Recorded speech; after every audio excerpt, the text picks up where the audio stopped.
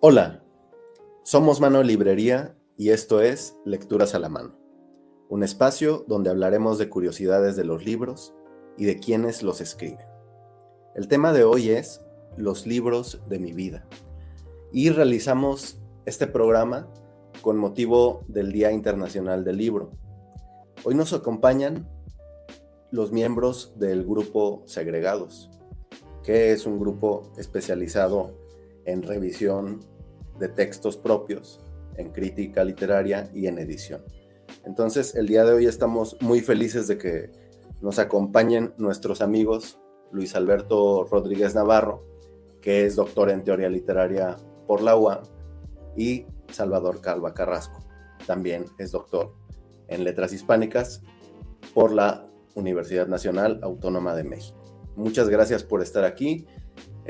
A nombre de un servidor, René Rueda, les agradecemos. Ellos son mis compañeros, mis amigos, y juntos hemos avanzado un trayecto de muchos años, intercambiando y revisando y comentando nuestros textos, bajo la denominación de el Grupo Segregados. Les doy la bienvenida. Muchas gracias por acompañarnos nuevamente. Y bueno, vamos a comenzar este programa por partes. Entonces, la primera parte se compone de una pregunta para los dos y que al final un servidor también habrá de contestar. Y esta pregunta es la siguiente: ¿qué significan los libros en tu vida? Entonces, le cedo la palabra a nuestros invitados. Muchas gracias. Comenzamos. Hola, ¿qué tal? Buenas tardes, noches, días a todos los que nos escuchen. Gracias a René y a La Mano por invitarnos. Yo soy Luis Rodríguez Navarro y bueno, la verdad es que fuera de toda metáfora, los libros son mi forma de vida, ¿no? Me he dedicado a vender libros, me he dedicado a editar libros, y de alguna forma he tratado también de hacer mis propios libros, ¿no? De escribirlos. Creo que hablando sin metáforas, ¿no? La vida del libro es una vida muy rica, pero también muy complicada. Y pues esto no solamente se da a nivel, digamos, intelectual, ¿no? Es decir, el libro no solamente ha afectado mi conocimiento, sino también mi economía, ¿no? Y creo que es una parte bien importante decir que pues la vida del libro no es una vida fácil, pero sin duda es una vida que enriquece muchísimo tanto el espíritu como el intelecto, como eh, pues la cultura en general, ¿no? Como seres que aprendemos a través de textos, de experiencias, tanto propias como ajenas. Creo que el libro es una parte fundamental que recoge tanto las experiencias propias como las experiencias ajenas, y todo eso nos conduce a una visión de uno mismo a través del otro. Creo que es una imagen muy bonita, ¿no? Es decir, uno puede leer las experiencias del otro, pero como siempre se media a través de pues la evolución lingüística, los cambios en las palabras, en los significados, en las semánticas, en los contextos, ¿no? Esa transformación que va de leer una experiencia personal, digamos, a leer una experiencia de otra persona a partir de nuestro propio contexto, de nuestra propia visión de mundo, de nuestras propias concepciones lingüísticas, transforma completamente lo que uno sabe de sí mismo, ¿no? Y eso, pues paradójicamente nos simplifica, pero también nos vuelve sumamente complejos, ¿no? Creo que estoy diciendo algo contradictorio, no sé si necesariamente una tontería, pero creo que es una forma paradójica de relacionarse con el otro, ¿no? Es decir, uno lee y a partir de esa lectura se transforma uno mismo por todo lo que implica conocer el lenguaje y sus trampas, ¿no? Como malamente llama Octavio Paz a esta cuestión, ¿no? Las trampas de la lectura, podríamos parafrasear. Siempre son trampas contradictorias en las que uno aparenta leer a alguien más, pero en realidad está ahondando en su propia forma de vida, ¿no? No sé, creo que ya se cumplieron los 5 minutos, así que pues le cedo la palabra ahora a Chava, que también tiene algo que decir.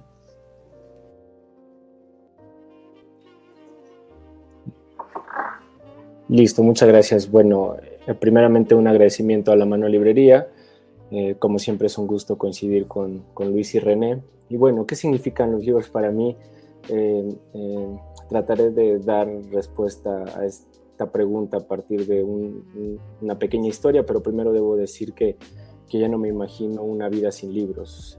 Si alguna vez tuve una vida sin libros, no sé cómo sobreviví a ella, pero de alguna manera ahora me parece impensable estar sin libros.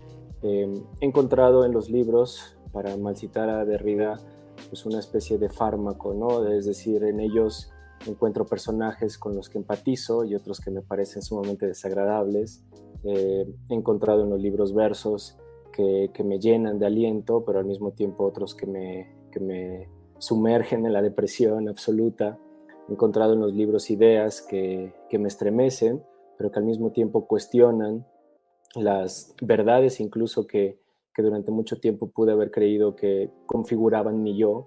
He encontrado en los libros también historias que por un lado me alejan de la realidad, lo cual a veces agradece, pero en otras ocasiones las propias historias son aquellas que te restriegan la realidad en la cara, de tal manera que en los libros está este fármaco, es una especie de alivio, de droga al mismo tiempo.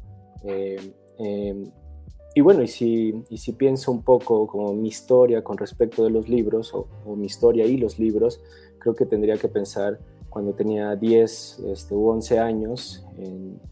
A esa edad te recuerdo que recibí mi libro de lecturas, un libro de lecturas, etc. Y ahí particularmente en ese libro de lecturas encontré un texto que se llama Historia de los dos que soñaron, de un tal Jorge Luis Borges.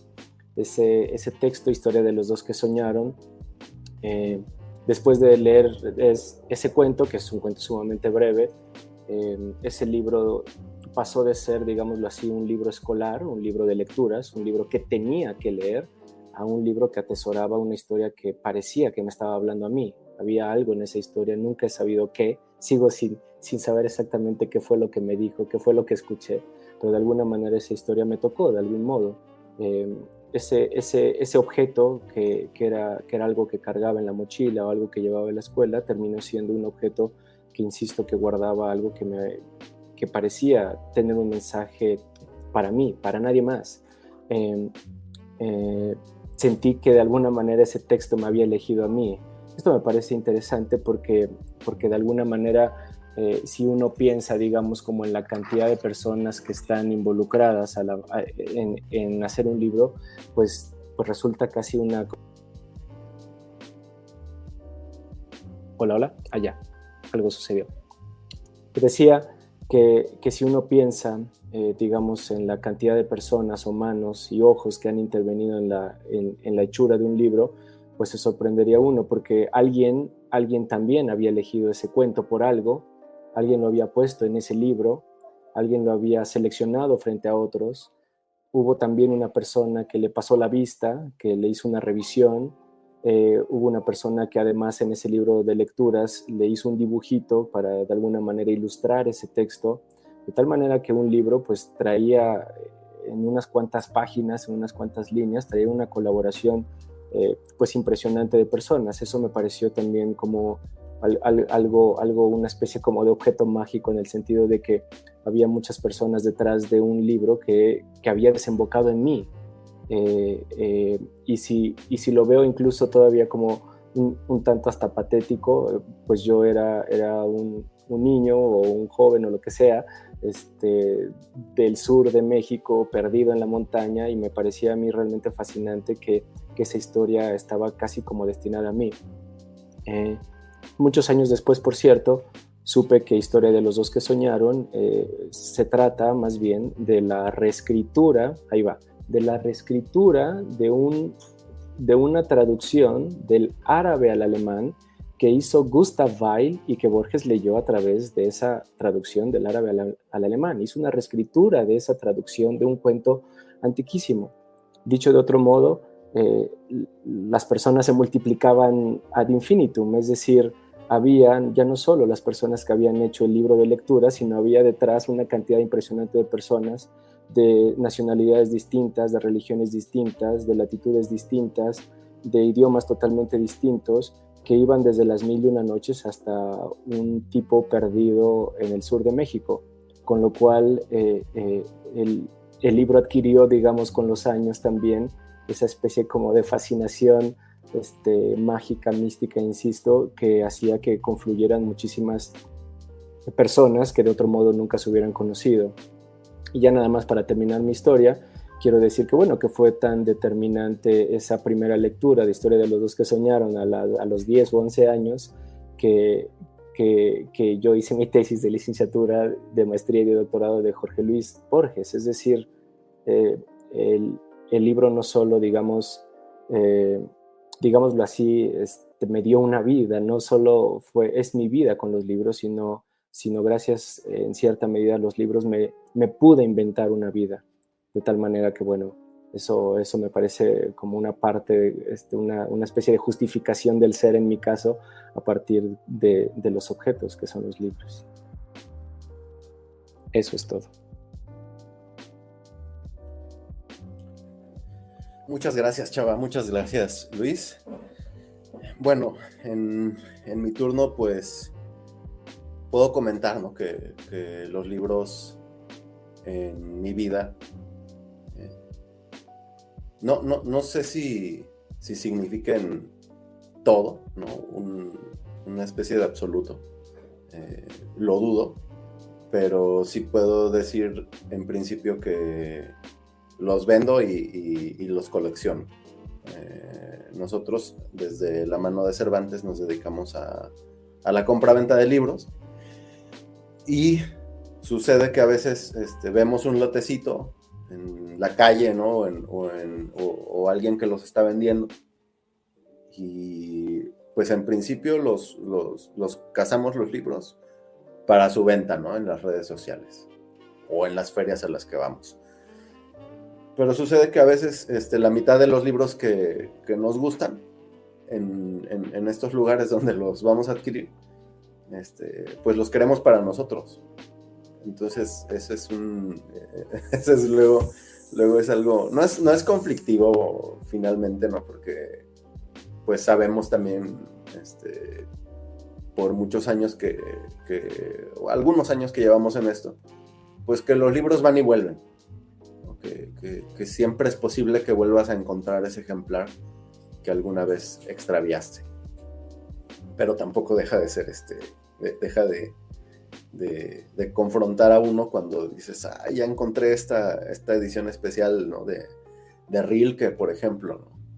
O algún otro libro, ¿no? Interesante, ¿no? de alguna editorial como Atalanta o Valdemar, y dices, ¿qué hago? ¿Lo vendo o me lo quedo, no? Porque sé que si lo pongo a la venta, fácilmente se va a vender, ¿no? Alguien lo va a solicitar o alguien lo anda buscando. Pero yo también, ¿no? Entonces es una confrontación entre lo que es un lector, ¿no? Y lo que es un vendedor de libros, que en muchas ocasiones se llega a conjuntar. En nuestros espacios hay vendedores de libros que no necesariamente entran en ellos, ¿no? No necesariamente se sumergen en ellos, no son lectores, pero tienen buena memoria. y hay otros pues que sí son ávidos lectores. Entonces, desde hace muchos años, los libros en mi vida pues son un medio de subsistencia, en suma, ¿no? Eso serían. Antes, por la carrera, ¿no?, humanística, y por la herencia familiar también de algún modo, pues fueron como presencias que estuvieron ahí en las casas que habitamos, ¿no?, en los espacios que habitamos desde que tengo memoria. Entonces, son objetos que han estado ahí, ¿no?, junto con libreros, ¿no? Y uno se fija también, ¿no? Uno cuando tiene los libros en su vida, o quizá también porque me fijo mucho, ¿no? Cuando más bien antes, ¿no? Cuando iba a alguna casa ajena, ¿no?, como dicen, pues siempre la curiosidad es ver dónde están los libros, ¿no? Dónde tienen los libros. Recientemente fui a comprar mi garrafón de agua aquí con el vecino, y me abrió la puerta, y lo primero que hice fue dirigir la mirada hacia una esquina porque había una pilita de libros, ¿no? Entre los que quizás estaba el Quijote, ¿no?, en la edición esta de la Real Academia de la Lengua Española. Entonces, me llamó la atención y dije, me gustaría saber qué libros tiene. Y así voy, ¿no? Cuando tengo la oportunidad de ir a alguna casa, pues siempre me ando buscando el lugar donde están los libros. Entonces, pues, esto se ha vuelto como parte de la vida, como algo que sí, que le da sabor a la existencia, ¿no? Y ahí tenemos un cuarto, ¿no?, cada quien, donde mantenemos nuestros libros, ¿no? Entonces, esos están bajo resguardo, porque sabemos que también cuando vienen a visitar la librería, sucede, ¿no?, que algunas personas se les hace fácil ver tus libros y decir, mira, tienes préstalo, ¿no? Y ese préstalo, pues sabemos que es como una despedida, ¿no? Entonces, por eso los mantenemos, ¿no? Y luego cometemos errores, ¿no? Luego en la charla con cuates, se nos escapa se nos escapa del secreto, decir, yo leí este libro, ¿no? Acabo de leer un libro sobre la orfandad, ¿no? Y se llama Aquí no es Neverland. Y entonces el amigo dice, a ver, enséñamelo. Vas a tu cuarto secreto, traes Aquí no es Neverland, que te mandó el autor Marco Ornelas desde Querétaro, y se lo muestras a tu amigo y sale así, ¿no? Te espeta, préstalo. Y pues ya, dices, híjole, uno siempre tiene el prejuicio de no querer pasar por mala gente, ¿no? A veces habría que romper ese prejuicio, ¿no? Y ya, pues se lo lleva. Y uno se queda pensando en el modo de cómo se lo pido, ¿no? Entonces sí, es una relación, pues de estira y afloja con los libros, pero es divertida, ¿no? Y creo que, pues, los tres estamos de acuerdo, pues, en que, pues, los libros son como la sal de nuestra vida.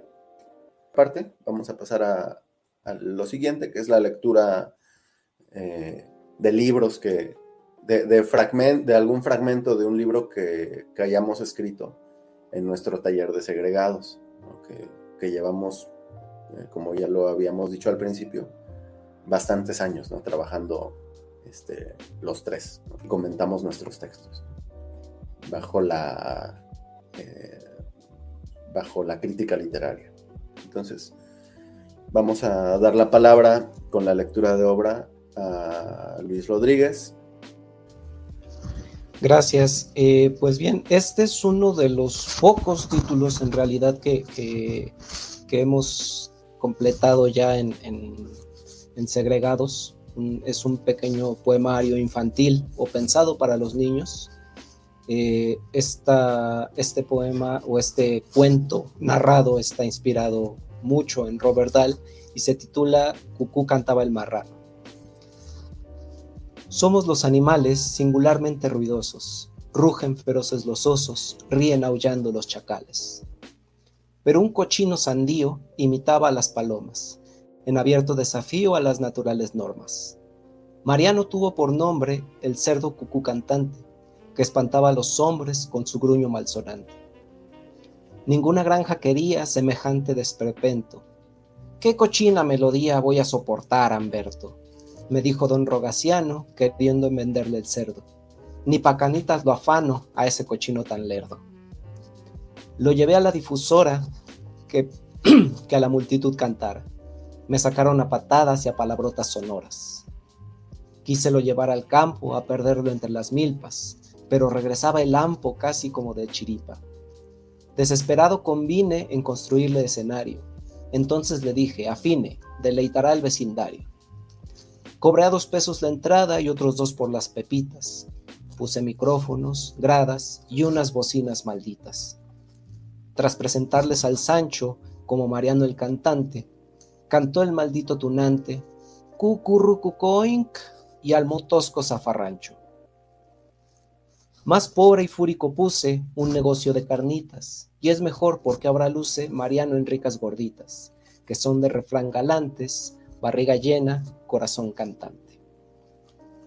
Y pues como todavía me queda un poquito de tiempo y si no es abuso de mi parte, vamos a leer otro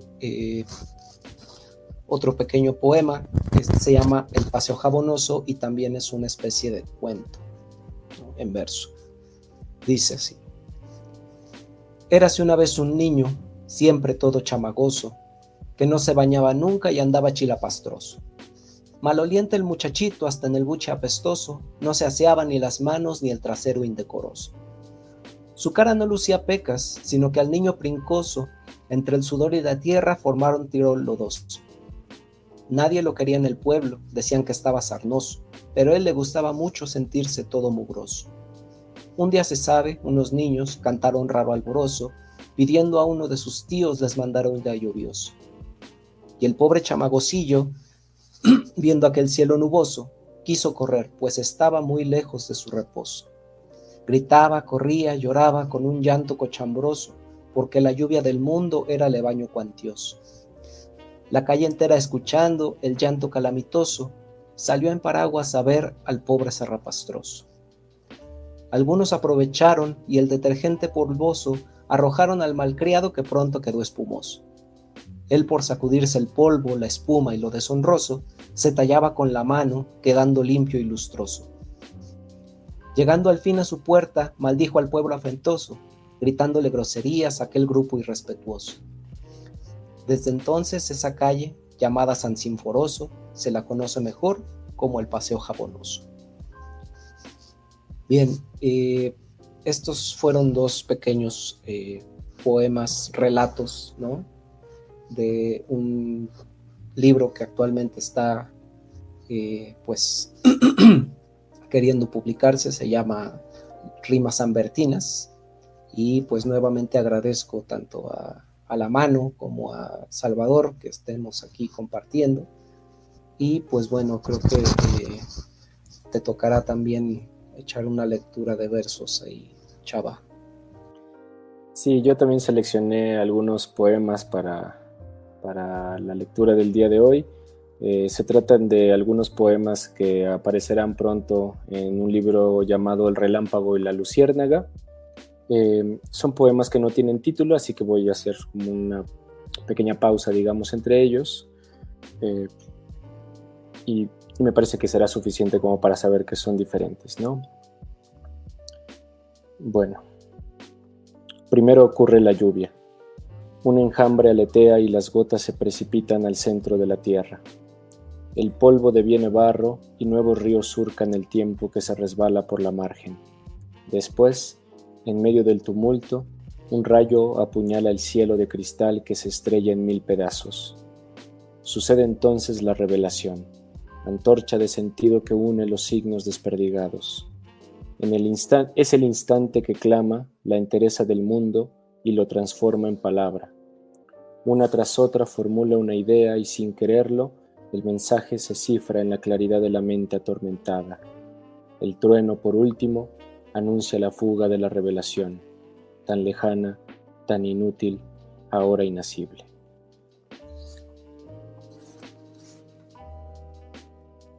Ensayo este poema, pues presiento que vuelve del camino el vencido viajero en nuevo intento de mudar su destino. Habito el tiempo que demora y pretendo a la musa que murmura. La blanca página en la noche oscura avisora el desvelo de la aurora. Si acaso alguna palabra concede el derecho del verso, que en la memoria quede el ritmo eterno, el sentido diverso.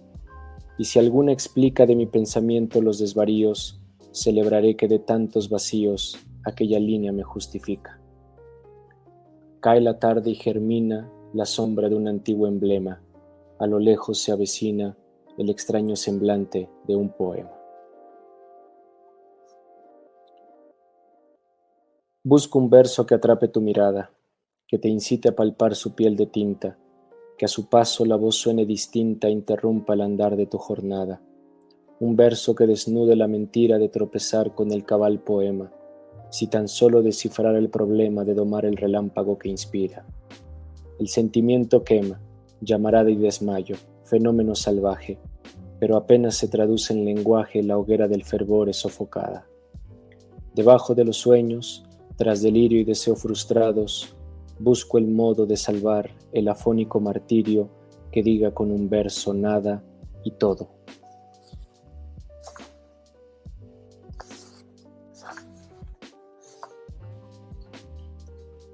Una luciérnaga revoloteó frente a mis ojos, con el ritmo de un verso en decasílabo. Llevaba en el abdomen el faro magnético de la tormenta, tan distante ahora que solo se escuchaba el eco grave en la caverna cósmica del mundo. La luciérnaga parecía extraviada. Descubrí que del otro lado del camino había una respuesta. Otra luz a la deriva clamó con pálpitos frenéticos. Se había entretejido en el telar de la noche un diálogo amoroso. Los dos insectos irradiaban no sé qué signos danzantes y bajo el ímpetu luminiscente de su naturaleza consumieron su encuentro entre los tallos fibrosos de la hierba. Y por último, leeré este poema. Un verso procura luminiscente que irradie fosforescencia supina, agrega pizca de luciferina y chamusca la mecha incandescente. No escatimes el gramaje talante que en tu mano crepitan los símbolos, chasquea con ardor los signos díscolos hasta bruñir el hueso rutilante. Fragua un ritmo de movediza ciénaga, que vapores ampulosos supure, que la sílaba métrica conjure y el verso larvario mude a luciérnaga. Esos son los poemas. Muchas gracias. Gracias a los dos por la lectura. Voy a leer el inicio de un cuento titulado Canción de Federico, que es parte del libro Historia de la Consunción que revisamos en el 2024. Inicia. Canción de Federico. Tiene un epígrafe de Federico García Lorca. Dentro del vergel moriré, dentro del rosal matarme han. Yo me iba a mi madre las rosas coger, hallar a la muerte dentro del vergel.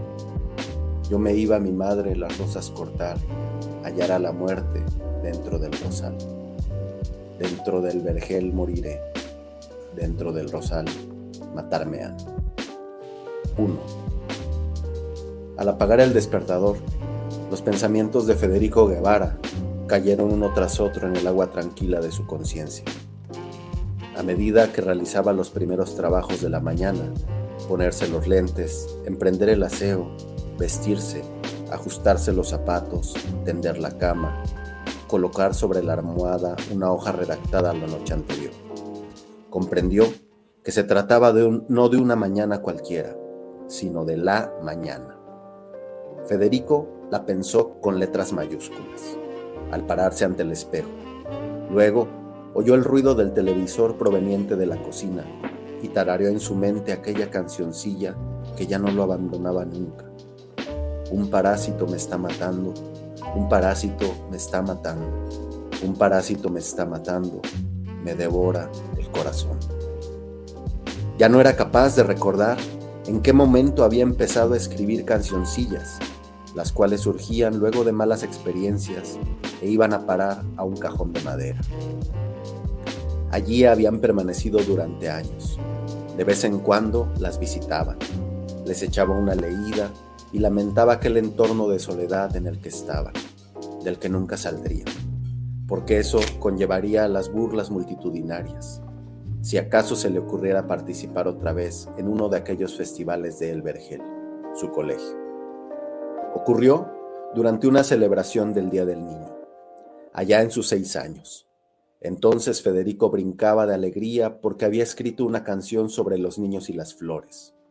Fue tal su insistencia que su madre pidió al director del colegio que permitiera a Federico participar en los festejos con aquella composición.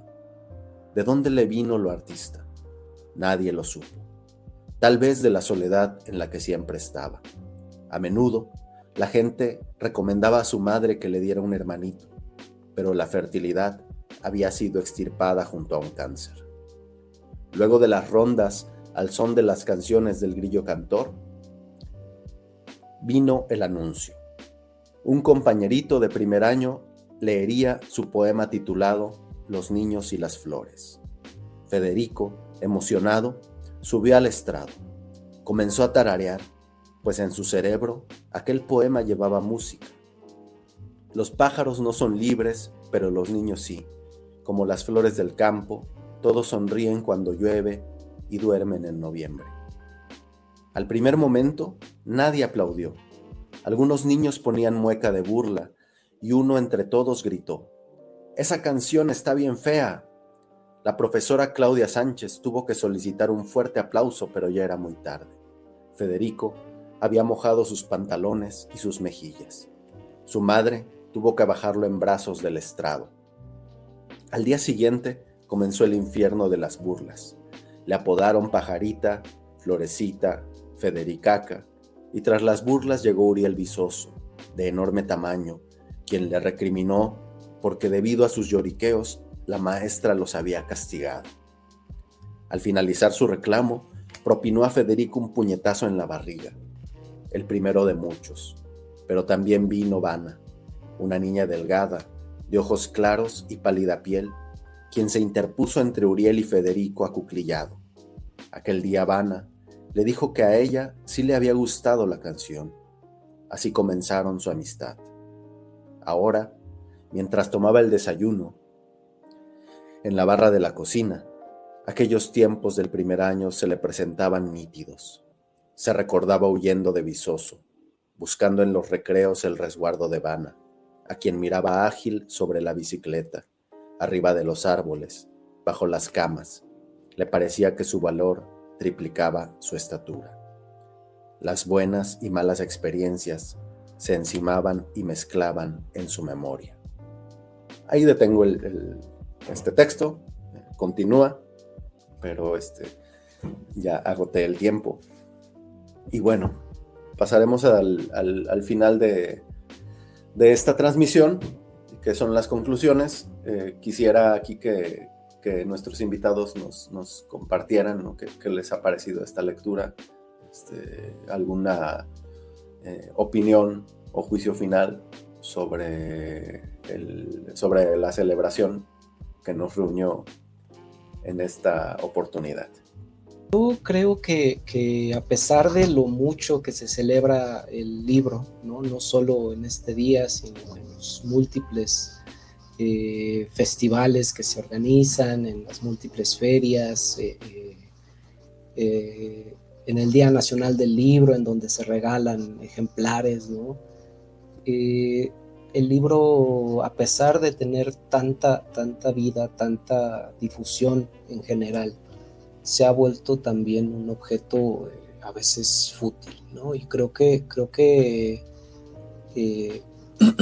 criticar también, tomar una postura respecto a esta banalización que se hace del libro, como si fuera cualquier cosa, también creo que merece merece ser considerado, ¿no? Es decir, tenemos una visión un poco facilona del libro y pues bueno, si hemos aprendido algo, creo, durante todos estos años y durante los muchos años que nos hemos dedicado a esto, es que los libros siempre exigen, ¿no? Tanto una buena hechura por parte de un escritor que se detiene a pensar, que se detiene a trabajar sus ideas, y al mismo tiempo exige un lector que no se conforme con enterarse, con saber de qué va un libro,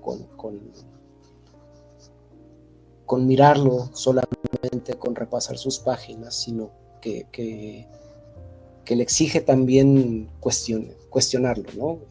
Le exige el libro al lector cierto conocimiento, cierto involucramiento con su hechura, con sus ideas, ¿no?